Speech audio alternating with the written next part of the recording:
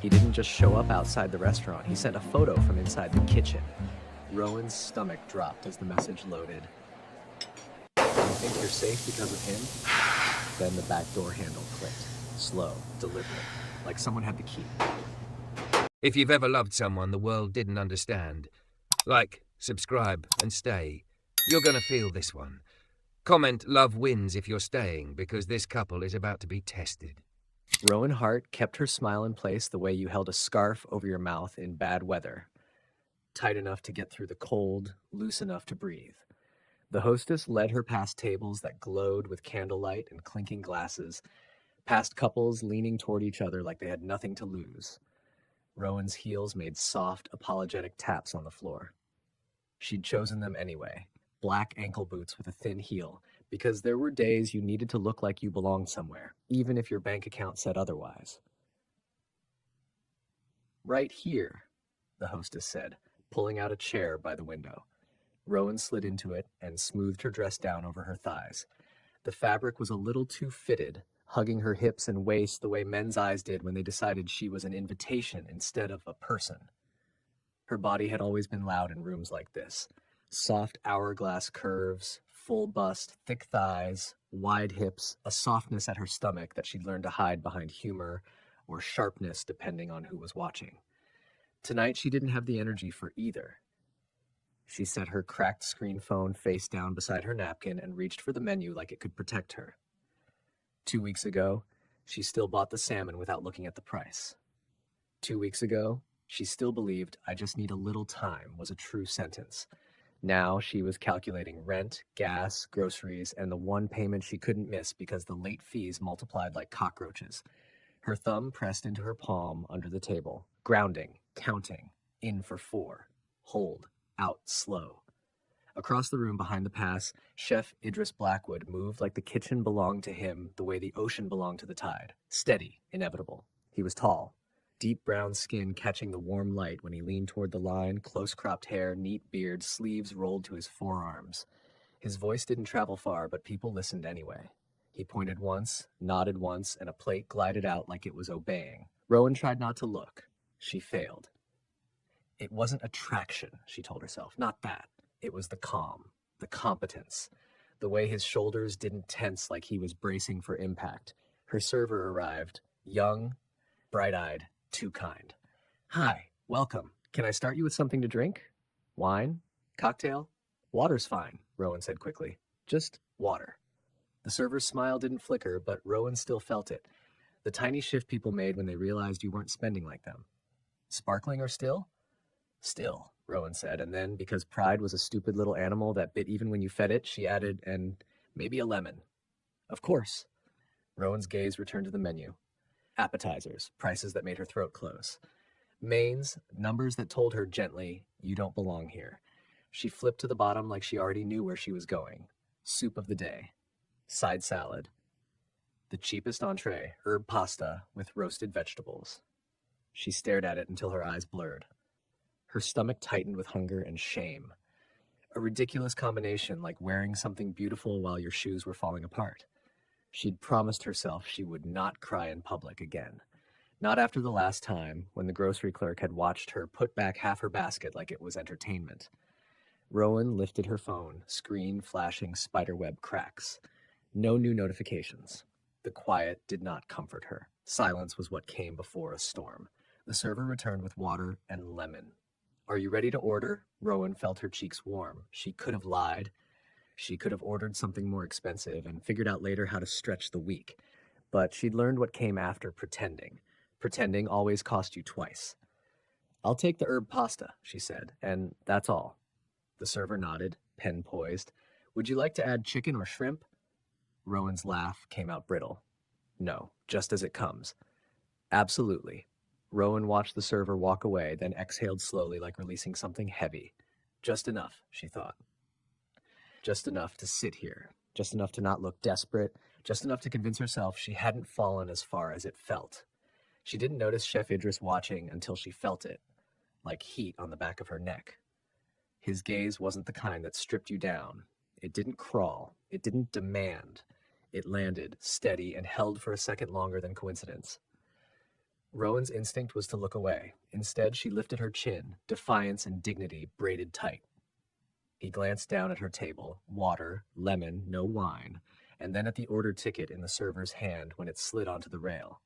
His eyes narrowed slightly, not in judgment, but in recognition, as if he knew that particular math: hunger plus fear divided by pride. He turned back to the line, but he didn't move on. The kitchen roared behind the glass. Flashes of flame, swift hands, plates assembling like art. Rowan tried to read her phone to distract herself, but her eyes kept sliding back to the pass. When the server returned, Rowan expected her plain pasta. Instead, the plate that arrived smelled like a memory of comfort she'd forgotten she had.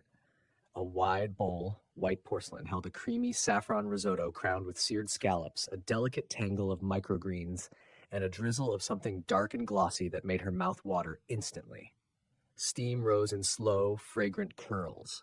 It looked expensive. It looked like someone cared. Rowan blinked. This isn't.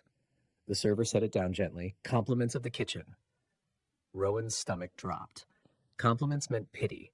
Compliments meant someone had noticed the cheapest thing on the menu and decided to give charity a pretty name. I didn't order this, Rowan said, voice lowering. I can't. You don't have to worry, the server said quickly, softer now, like she could hear the panic Rowan was trying to swallow. Chef asked me to bring it, and this. She placed a small folded card beside the bowl. Rowan stared at the card like it might bite. Her hands trembled as she reached for it, thumb pressing into her palm once, hard. The handwriting was clean, confident. You deserve more than just enough. Chef Idris Rowan's chest tightened so fast she almost couldn't breathe. She hated how simple it was. One sentence, and her eyes burned. She stared at the words until they wavered. She hadn't told anyone about the eviction notice taped crookedly to her apartment door last week. She hadn't told anyone about the way her manager kept forgetting to put her on the schedule. She hadn't told anyone about the man who still texted her from new numbers like control was a habit he couldn't quit. She hadn't told anyone she was tired. Rowan swallowed hard and picked up her fork. The first bite was warm and rich and almost painfully tender. Her body reacted before her pride could argue. Relief in the simplest form, food that didn't taste like compromise. She took another bite, slower. Across the room, Chef Idris stepped out from behind the pass. He wiped his hands on a towel, glanced toward her table, and then walked out like he wasn't in a rush, like he had time for something other than survival. Rowan's pulse jumped. She set her fork down quickly and reached for her napkin, dabbing at her mouth like she hadn't been caught eating. He stopped beside her table at a respectful distance, not crowding her space. Up close, he smelled faintly of cedar and citrus, clean beneath the kitchen heat. His eyes were warm brown, steady, unhurried. If that's not okay, he said, voice low enough that the room couldn't steal it, tell me and I'll have them take it away. Rowan stared at him, the note still under her fingers. She tried to speak. Her throat refused. It's beautiful, she managed, and her voice betrayed her on the last word, cracking like thin ice. Something softened in his face, not pity, something like understanding. You ordered the cheapest meal, he said plainly, not accusing, just naming what was true, and you sat like you were bracing for someone to shame you for it. Rowan's cheeks flamed. I'm fine. He nodded once, like he wasn't here to fight her defenses. Fine is allowed, but so is more. Rowan let out a shaky breath. I can't afford this. I know, he said. That's why it's not for sale. Her phone buzzed on the table, sharp and ugly against the candlelit calm. Rowan flinched before she could stop herself. Idris's gaze dropped to the phone, then back to her face. He didn't ask what it was. He didn't lean in. He just waited, giving her the choice to keep her secrets or set them down for a moment. Rowan turned the phone over, and the screen glowed with a message from an unknown number. I saw you go in. Smile pretty. I'll be waiting. Her blood went cold. Rowan's fingers tightened around the phone until the cracked glass pressed into her skin. She looked up, trying to find her voice again, trying to decide whether to lie. Idris didn't move closer. He simply opened his hands, palms visible, calm in the small space between them. Rowan, he said gently, like he'd already learned her name without making her feel watched. Do you want help? Rowan's breath caught in her throat like she'd swallowed a sharp piece of ice. The restaurant kept moving around her, forks clinking, low laughter, the soft hum of a room full of people who still believed the night was safe. Her world narrowed to the glow of her phone screen and the sentence sitting there like a hand on her neck. I saw you go in. Smile pretty. I'll be waiting. Her fingers curled hard around the phone until the cracked glass bit her palm. She didn't realize she was holding her breath until her lungs burned. Idris didn't reach for the phone, didn't lean over her shoulder. He stayed where he was, half a step back from her table, hands open at his sides like a quiet promise. I won't trap you. Rowan, he said again, low and steady. Look at me. She forced her eyes up. His gaze didn't flinch. No judgment, no curiosity dressed up as concern. Just calm. In, he coached softly, barely moving his lips. 4. Rowan dragged air into her chest. It shook. Hold, he said. 2. Her shoulders were up near her ears. She made them drop with effort. Out, Idris said. 6. The exhale came out ragged at first, then longer, slower, like a rope lowering her back down from panic. When she finished, Idris nodded once, like she'd done something brave, like surviving in public was an accomplishment worth honoring. Is someone outside? He asked. Rowan swallowed. Her instinct was to say no, to protect her shame, like it was a savings account. But Idris's question wasn't, what did you do to deserve this? It was simply, what's true? Yes, she whispered. The word tasted like defeat. Idris's jaw tightened, controlled, quiet. Do you know who it is? Rowan hesitated, then gave the name she avoided even in her own head. Colin. A flicker crossed Idris's face at the name, but he didn't let it grow into anger. He didn't turn it into drama. He kept it clean. Your ex? He asked. Rowan nodded, eyes stinging. He doesn't like when I don't answer. Idris stared at her for a beat, then spoke like someone drawing a line in the sand. You're not walking out alone. Rowan's pulse jumped. I don't want to cause trouble. Trouble is already here, he said gently. You didn't invite it, but it came anyway. My job is to keep it from touching you. The words hit her in the chest, hard. My job. Not a favor. Not charity. Not a performance. A responsibility he chose. Rowan tried to laugh, but it came out small and hollow. I don't even know you. Idris's mouth lifted slightly. Not a smile, more like understanding. That's fine. You don't need to know me to accept help. He glanced toward the kitchen doors and lifted 2 fingers. A woman in a black blazer appeared almost instantly, like she'd been watching for a signal. She was in her 40s, hair pulled back tight, eyes sharp enough to cut through noise. Simone, Idris said, voice still low. Can you cover the pass? Simone looked from him to Rowan and back. Done. Idris turned to Rowan. That's my floor manager. She's going to keep the kitchen moving. I'm going to handle this. Rowan swallowed. Handle it how? Idris didn't answer immediately. He picked up the folded note he'd written and slid it under the edge of her plate, as if tucking it somewhere safer. Then he pointed to her phone with a small tilt of his chin. Do you have screenshots? He asked. Rowan's eyes widened. Of what? Of messages like that, he said. Threats, harassment, anything. Rowan's throat tightened. She did. Of course she did. She'd been collecting them like evidence in a trial no one had scheduled. But admitting it meant admitting this was real. Yes, she whispered. I have a folder. Idris nodded. Good. Don't delete anything. Don't answer him. Her phone buzzed again, like Colin could feel her resisting. Where are you sitting? I want to see you. Rowan's stomach rolled. She flipped the phone face down again like that could make it disappear. Idris's voice stayed even. Do you feel safe calling the police? Rowan's laugh came out bitter, involuntary. He's never hit me where it would show. He's careful. He plays nice. People like him always look reasonable. The sentence landed in the space between them. The world believes men who sound calm. Idris didn't argue with her reality. He just nodded like he'd seen that kind of careful cruelty before. Okay, he said. Then we do it another way. We document. We create distance. We take your choice back. Rowan stared at him. You make it sound simple. It's not simple, Idris said softly, but it's possible. He pulled a small notepad from the pocket of his chef coat, smudged, folded, worn like it lived with him, and wrote something down. Then he turned the page toward her. It was an address. Kitchen entrance, he said. Back alley, camera coverage, staff door. If you leave from the front, he gets what he wants. An audience, a chance to control the story. If you leave from the back, you keep your dignity. Rowan's chest tightened. No one had ever spoken about her dignity like it mattered. Like it wasn't something she lost the minute she got scared. She looked toward the window. Outside, the street was glossy with rain, headlights smearing into bright lines. And somewhere out there, Colin was waiting. Maybe in his car, maybe pacing, maybe smiling that fake patient smile he used in public. I don't want him to see me run, Rowan murmured.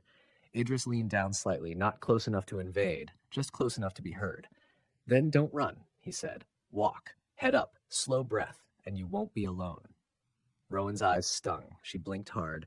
Why are you doing this? Idris paused, as if choosing the truth carefully. Because I've watched people shrink themselves into just enough until they disappear, he said. And because you look like someone who's been told to disappear.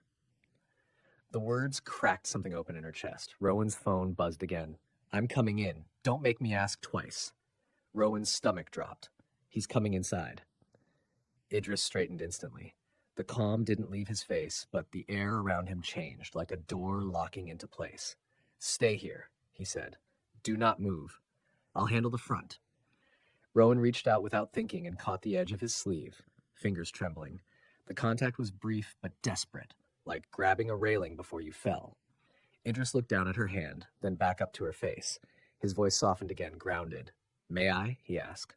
Rowan swallowed, confused. May you what? May I call someone for you, he said. A friend, a sister, someone who can meet you at the back. Rowan's throat closed. She didn't want to admit she didn't have many people left. She'd been isolated so slowly she didn't notice until she needed someone, and the phone felt heavy with emptiness. My friend Talia, Rowan whispered. She's the only one who still checks on me. Idris nodded. Give me her number. Rowan unlocked her phone with shaking fingers and found Talia's contact. Her thumb hovered, hesitating. Shame rose like a wave.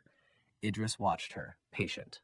You're not a burden, he said quietly, like he could see the thought forming. You're a person asking to be safe.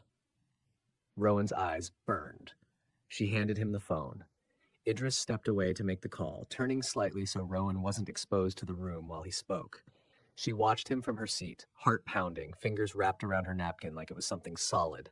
A man's voice rose near the front, too loud, too polished. Excuse me, Colin called, sweet as syrup. I'm looking for someone. Rowan froze. Even without seeing him, she knew the sound of his public voice. The one that made strangers smile at him. The one that made people assume she was the unstable one. Rowan's body reacted instantly. Shoulders tight, breath shallow, skin cold. She pressed her thumb into her palm hard enough to hurt. In. Hold. 2. Out. 6. Across the room, Idris ended the call and handed the phone back. Talia's on her way, he murmured. 10 minutes. 10 minutes felt like a lifetime. Colin's voice moved closer, weaving through tables. She's blonde, he said to someone, maybe the hostess. Curvy. Pretty. You can't miss her. Rowan's stomach turned. Idris's eyes flashed, controlled fury. He stepped forward, intercepting the path like a wall that didn't need to shout. Rowan couldn't hear everything, but she saw the shape of it. Idris's open hands, his calm stance, his body angled so Colin couldn't see deeper into the room. Colin's smile, wide, performative. The way he leaned, trying to look harmless while taking space. Rowan's nails dug into her palm. Then Idris spoke louder for the room to hear. Not angry, not dramatic, just clear. Sir, Idris said, you need to leave. Colin laughed, light. I'm just here to pick up my girlfriend. She gets confused. Rowan's breath hitched. Confused. That word had been used on her so many times it felt branded. Idris didn't blink. You are not picking up anyone from here. If you don't leave, I will call the police. Colin's smile tightened. His eyes darted past Idris. Searching. Hunting. Rowan's heart slammed against her ribs. Colin lifted his voice, sweeter, aimed like a spotlight. Rowan, baby, come on. Don't embarrass yourself. Her name in his mouth made her feel dirty. Idris stepped closer to Colin, still calm, but his presence filled the air. Last warning, he said. Colin's face changed, just for a second. The flat, pale eyes, the jaw ticking, the mask slipping. Rowan saw it from across the room and felt sick with recognition. Colin leaned in, voice low enough to be private again. Whatever he said made Idris's shoulders tense, just slightly. Idris didn't strike him, didn't take the bait. He did something worse. He turned his head and spoke to Simone in a clear, clipped tone. Lock the front doors. Call Officer Grant. Tell her we have a harassment situation and a man refusing to leave. The name Officer Grant made Colin stiffen. Rowan's mouth went dry. Idris had someone on speed dial, not because he was powerful, because he was prepared. Colin's smile returned, brittle. This is ridiculous. Leave, Idris repeated. Colin's gaze flicked again, searching past Idris. Rowan stayed still, muscles burning with the effort. Simone moved fast. A lock clicked. Someone's phone was already up, filming. The room's atmosphere shifted, people noticing, people waking up. Colin realized he wasn't alone with his narrative anymore. He lifted his hands in fake surrender. Fine. I'll go, but she'll have to come out eventually. His eyes, flat again, swept the room one last time, and Rowan felt them land on her even though Idris tried to block it. Colin's mouth lifted slightly. A promise. Then he turned and walked out, slow, like he still owned the moment. Rowan's whole body shook. Idris returned to her table, his face controlled, but his eyes softer now. He crouched slightly so he wasn't towering over her. He's gone, he said. Rowan's voice came out thin. He'll wait. Idris nodded once. That's why we're not using the front. Rowan stared at him, pulse still racing. What if he follows me? What if he... Idris didn't interrupt. He let the fear breathe. Then he spoke carefully, like building a bridge plank by plank. We're going to walk you through the kitchen, he said. Simone will go ahead. I'll be with you. There are cameras in the alley. Talia meets you at the staff door. If Colin shows up, we already called an officer. And you keep your phone recording from the moment you stand up. Rowan's mouth trembled. You've done this before. Idris exhaled slowly. Too many times, he admitted. Not for you. For staff. For guests. For people who thought they had to endure it quietly. Rowan looked down at the note beside her plate, the words blurring.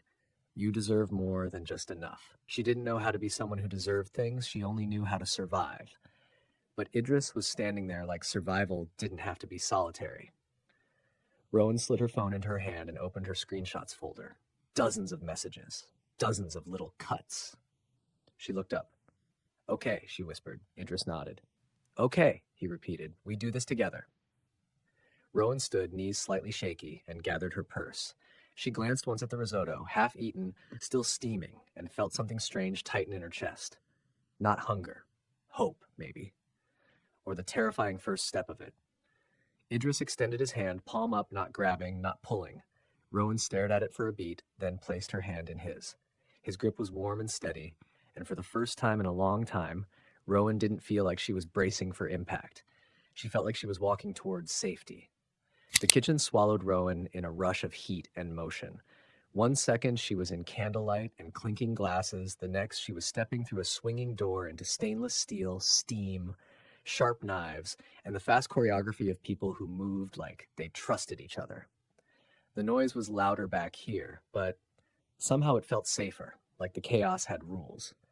Idris kept his hand light on her elbow, not pushing, not steering, just a steady point of reference in case her knees decided to quit. Stay on my left, he murmured. Eyes up. Slow breath. Rowan nodded, throat tight. Her fitted dress suddenly felt too exposed in a place built for aprons and purpose, clinging to her soft curves and thick thighs like a spotlight. She hated that her body made her feel visible when all she wanted was to disappear. She tucked her cracked screen phone into her palm, hit record, and held it down by her hip the way Idris had shown her. Quiet proof. In, she whispered to herself. 4. Her lungs shook, but she kept going. Simone walked ahead, sharp-eyed, opening a staff door with a keycard. A strip of cold night air spilled in, carrying rain and exhaust and that slick city smell that always made Rowan think of things running away. The back alley was narrow, lit by one buzzing security light and the blue blink of a camera above the door. Puddles caught reflections like broken mirrors. Rowan stepped out and flinched at the open space, her skin expecting footsteps behind her, a voice calling her name in that sweet fake tone. Idris didn't let go of the moment. He angled his body so she had the wall at her back and the exit in her sightline, like he was building a shield without making her feel trapped. You okay? He asked. Rowan tried to laugh. It came out thin. No. He nodded like that was an acceptable answer. Me neither, but we're here. A car door slammed somewhere nearby. Rowan's blood turned to ice. Her head snapped toward the sound, heart hammering. And there, at the mouth of the alley, Colin's dark sedan sat half crooked like it had arrived too fast. Headlights washed the wet pavement. A figure moved behind the glare. Rowan's stomach dropped. Her body wanted to fold in on itself, make smaller, make less, make safe. Idris's voice stayed low and steady. "Keep recording," he said. "Don't talk to him. Just breathe." Colin stepped into the light with that same polished, calm, coat collar up, hair neat, face handsome enough that strangers would swear he couldn't be dangerous. His smile was soft and practiced, the one he wore like a suit. "Rowan," he called, not loud, like he was a patient man dealing with a difficult woman. "There you are. You had me worried." Rowan's hands shook so hard, her phone wobbled. She pressed her thumb into her palm, hard enough to hurt. Pain anchored her. Colin's gaze slid to Idris, then back to Rowan. The smile stayed, but the eyes went flat. "Who's this?" Idris didn't answer the question like it mattered. He kept his hands visible, palms open, his stance angled, never blocking Rowan's exit, never cornering Colin, just placing himself in the space like a boundary. "She doesn't want to speak to you," Idris said calmly. "You need to leave." Colin laughed, light and dismissive. "Oh, so now she's got a hero." He took a step forward, and Rowan's lungs seized. Idris lifted one hand slightly. "Stop right there." Colin's head tilted. "You work here. You're a cook." The words were coded in contempt. "This is between me and my girlfriend." Rowan's throat clenched. Girlfriend. Like ownership. Like a claim. Idris didn't look at Colin when he spoke next. He looked at Rowan, as if reminding her she existed. "Rowan," he said softly, "you don't owe him your voice." Colin's smile cracked at that. Just a hairline fracture, but Rowan saw it. He didn't like anyone giving her language. "You're embarrassing yourself," Colin said, still gentle. "Come on, let's go home." Home. The word felt like a trap closing. Rowan swallowed, and the sound of it was loud in her own ears. She forced her voice out, small but clear, into the phone recording. "I'm not going with you." Colin's face changed for a second, jaw tightening, eyes sharpening. Then the mask slid back on. "Babe, you're upset. You don't mean that." Rowan's stomach rolled. The old script, the one that made her doubt her own mind until she apologized for having it. A door behind them banged open. Simone stepped out with a phone held up, camera-facing. Two other staff members lingered in the doorway like witnesses who refused to be shooed away. Colin's eyes flicked to the cameras. Rowan's phone, Simone's phone, the security camera above the door, and the confidence in his posture faltered. Sirens rose faintly in the distance. Idris didn't move. "Officers on the way?" he said evenly. "You've been told to leave. If you stay, you'll be trespassing." Colin scoffed. "You called the cops? Over a conversation?" Rowan's breath came fast. Her phone buzzed with adrenaline in her grip, and then Colin did the thing he always did when his control slipped. He aimed for humiliation. He leaned slightly toward the alley mouth, projecting his voice just enough to carry. "You see this?" he called out, like performing for an invisible crowd. "I try to take care of her, and she does this. She gets dramatic. She forgets her meds or whatever, and then she runs off." Something hot surged up Rowan's chest. Shame, yes, but underneath it, rage, old and tired and finally awake. Rowan lifted her phone higher. Her voice shook, but it didn't break. "Don't talk about me like I'm not here." Colin's smile tightened. "Rowan?"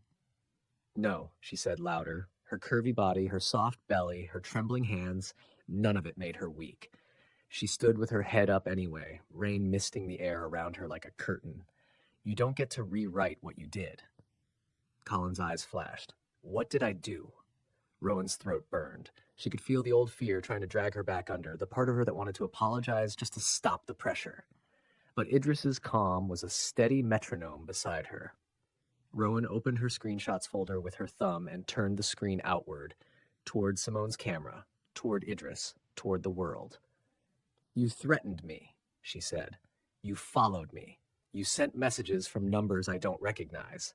You showed up at my apartment at night and knocked until my neighbor called the building manager. You told me you'd make sure I couldn't work if I didn't answer you." Colin's face went blank. Not confused, calculating. "Babe," he said, soft. "You're spiraling. Give me the phone." Rowan stepped back. "No." Sirens grew louder, then blue and red lights splashed across wet brick. A patrol car rolled to the alley entrance. A woman officer stepped out, body cam centered on her chest, posture calm and procedural. "Evening," she called. "I'm Officer Grant. Who called?" Idris raised a hand slightly. "I did. This man came into the restaurant looking for her, refused to leave, and followed to the staff exit. Officer Grant's gaze moved over the scene, taking in phones recording, the security camera, Colin's stance, Rowan's trembling hands. "Ma'am," she said to Rowan, voice steady, "are you okay?"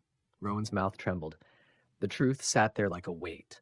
Saying it felt like stepping off a ledge. "No," Rowan whispered. Then, louder because she was tired of being small. "No, I'm not okay. He won't leave me alone."